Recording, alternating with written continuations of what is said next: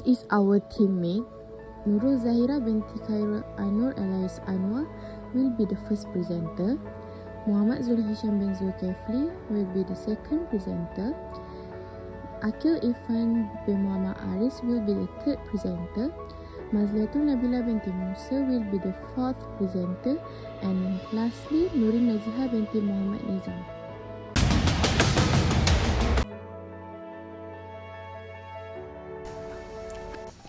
Neorealism or structural realism is a prominent theory in international relations that emerged as refinement of classical realism. It was primarily developed by Kenneth Waltz in his seminal work Theory of International Politics 1979.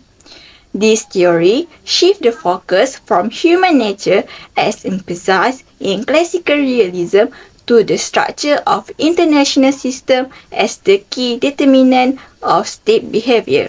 According to neorealism, the international system is characterized by anarchy, the absence of central authority above states, which compels states to prioritize survival and security. There are three aims of the neorealism theory. First, explain state behavior. Neorealism seeks to explain why states act the way they do in an anarchist system. It argues that states behave rationally to maximize their security, not necessarily to dominate others. Second, focus on power distribution. This theory emphasizes the distribution of power, which is with unipolar, bipolar, or multipolar system, and how this influences state interaction and likelihood of conflict or cooperation. Third, predict system outcomes. By understanding the structure of international system, neorealism aims to predict patterns of alliance, power struggles, and stability in global politics. Next, main point. The first point is anarchic world system. Neorealism describes the international system as anarchic, meaning it lacks a central governing authority over states. Each state operates independently with no overarching power to enforce rules or offer security. This absence of central authority leads to a self-help system where states are responsible for their own survival and interest, often resulting in competition and conflict. This constant state of competition shapes the behavior and policies of states, compelling them to act primarily in ways that secure their interest. The unpredictable nature of this system fosters an environment where trust between states is minimal. Second point, which is state power and survival. In an anarchic world, neorealism argues that the primary objective of each state is survival. To ensure survival, states prioritize accumulating power. This focus on power often leads to a security dilemma where one state's efforts to become stronger can create fear or provoke competitive actions from the others. States continually seek to maximize their power to deter the potential threats and to secure their position in the international system. This relentless pursuit of power can lead to an arms race and heighten the regional tension. States also often resort to strategic alliances or military build-ups to fortify their security and deter aggression. Third point, self-interest and security. According to neorealism, states act primarily out of self-interest, with each one focused on its security, needs over collective or shared goals. This self-interest behavior discourages dependency on the other states for security and limits cooperative efforts. States are wary of alliances and partnerships if these may compromise their autonomy or security. In this view, cooperation is rare and often temporary. Such cautious interaction ensure that any cooperation serves only short-term objectives. States frequently reassess their partnerships to ensure they are aligned with their overarching goal of maximizing their security. The fourth point, which is influence of international structure. Neorealism contends that state actions are determined not by internal politics, ideologies, or moral concerns, but by the international structure itself. This structure, shaped by the distribution of power among states, dictates behavior. States respond to the pressure of the international system, aligning their actions to external threats and opportunities rather than their domestic priorities or moral consideration. This alignment often leads to strategic behavior where states are reactive and flexible in adjusting their policies based on the shifts in global power dynamics. It reinforces the concept that state behavior is influenced more by systematic pressures rather than individual leadership. The fifth point, which is struggle and power balances. The absence of a central authority and the focus on power accumulation lead to a constant struggle between states. New realism emphasizes the importance of power balances where states work to maintain or shift power to prevent any single state from dominating. Balancing power is essential for stability as it creates a check on rising powers and promotes a form of order within the anarchic system. This balancing act can manifest through alliances, counterbalancing, coalition, or strategic military investment. The perpetual focus on balance keeps the system in flux but prevents any one state from achieving absolute dominance. As you can see on the slides, I'm going to explain on the analysis of the theory. So there are 3 points in the slides. So the first one is balancing power through alliances. Alliances are a key strategy for states to balance power in the international system. Kenneth Walt's Neorealism highlights that alliances form to counter external threats and maintaining stability. For example, during the Cold War, NATO was created to deter Soviet expansion by pooling the resources of Western democracies. In the modern era, we take, for example, the Quad alliances comprising of the US, India, Japan, and Australia. They are served to counterbalance China's growing influence in the Indo-Pacific. Stephen Walt's balance of threat theory explains that this as a response not to just the power, but to the perceived threat of China's rise. However, as Glyn Sanders warns and says, alliances are fragile and prone to issues like free riding, which can weaken their effectiveness. Moving on to the second point, which is balancing power through military capabilities. So, when alliances are uncertain, states focus on internal balancing, which is by building their own military strength.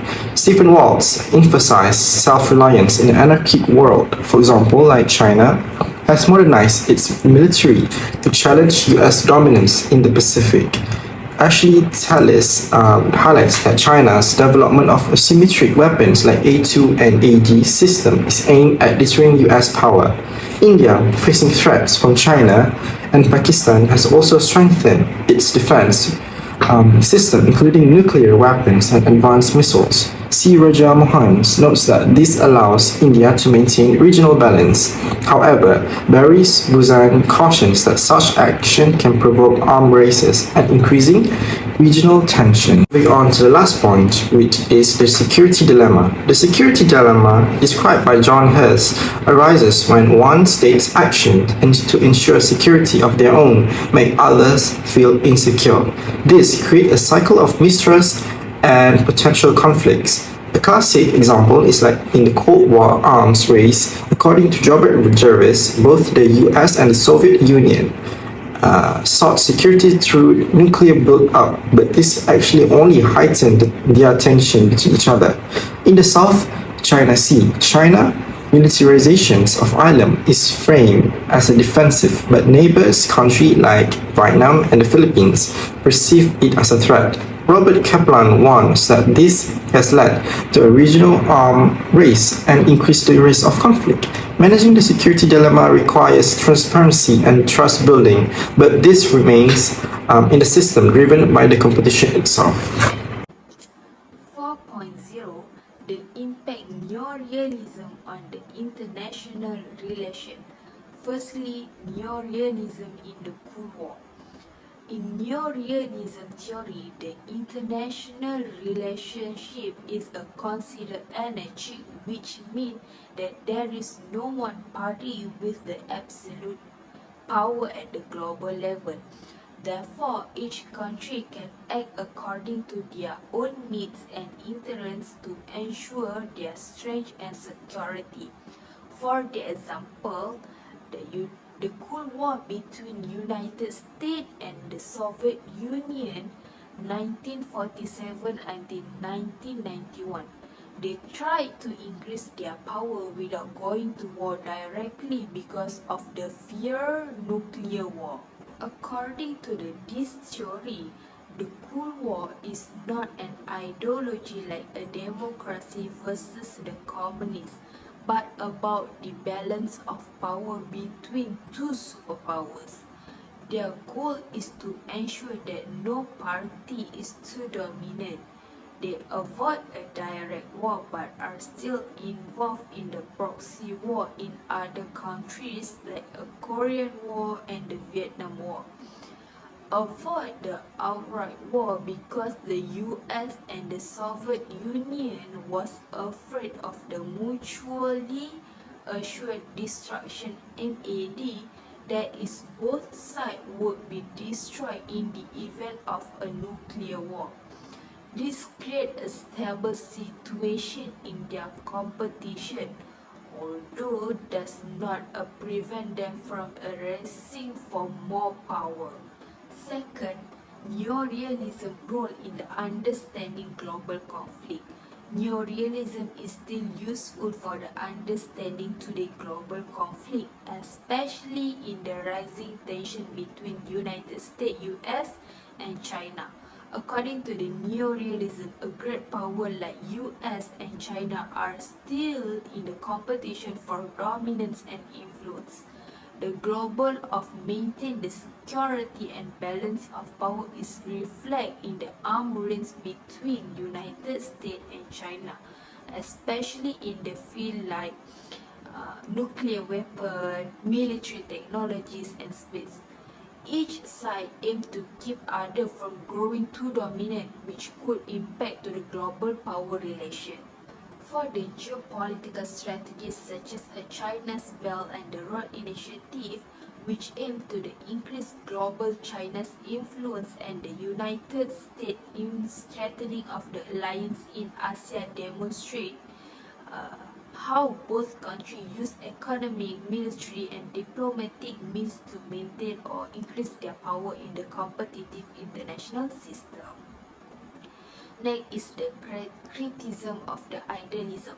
Idealism is the concept, the ethical principle, moral value, and the state cooperation may guide the international relation toward the world peace. This because they believe that international organizations such as United Nations may help to solve global problems via the dialogue and collective decision making. But neorealism rejects idealism, argue that this approach ignores the energy nature of the international system. Since there is no world government to enforce law, countries act based on their own interests, not on the moral principle. Also, they argue that the effort of the international cooperation based on the moral values such as peace treaties or global governments are ineffective because states are primarily concerned on their own survival and power. They believe that a cooperation only happens when it serves a national interest, and the state will not prioritize to the global peace if it threatens their security or dominance. In conclusion, neorealism started in the 1860s. It tried to give a more scientific way to the realist idea of world relation.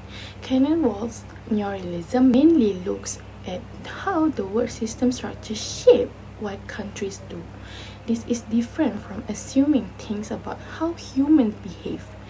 The main parts of neorealism are the unordered system of world countries as the main parts, power skill being important, and doubt about working together globally.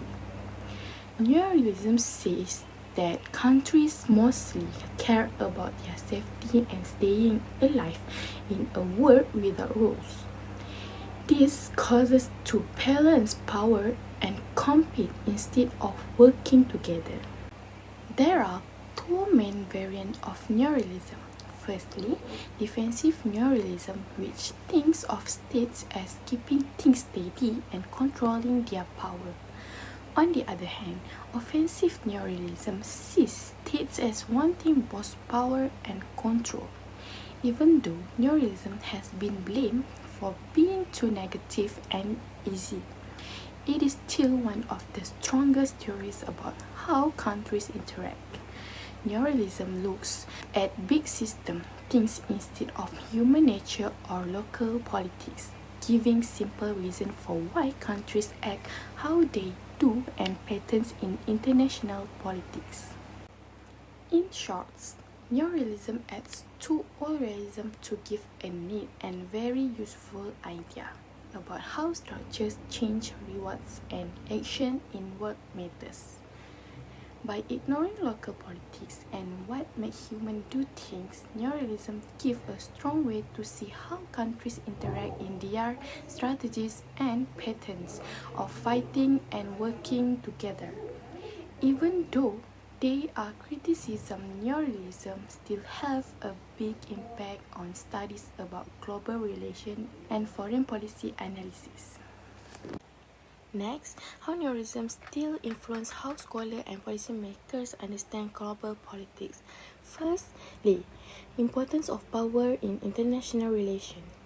According to neorealism, national power is the primary force shaping international relations. According to this view, countries operate in a worldwide system of anarchy with no higher authority than themselves. Countries' decisions on foreign policy and security strategy are frequently motivated by a desire to increase or defend power. As a result, the study of international conflict and power shift frequently focuses on how countries compete for control of strategic resources, technology, or geographically significant location. Second, global power transition. Neorealism contributes to the analysis of global power transition phenomena such as the rise of new superpower, for example China, and the change from the post-Cold War United States unipolar dominance to a more complex multipolar world. In this context, neorealism highlights how big countries aim to preserve or alter the status quo in order to maintain their security and influence. This theory provides a framework for understanding large country competition in the light of shifting global power dynamics. Lastly, causes of conflict. According to neorealism, governments' inability to adjust to shift in global power structure or the disproportionate expansion of power are the main causes of international conflict. According to this view, nations typically take logical action to increase their military might or form alliances with other nations in an attempt to secure their security. Therefore, a new perspective can be used to explain a lot of conflicts, such as those involving big powers or nations that want to alter the status quo, like the United States in the Middle East or Russia in Ukraine.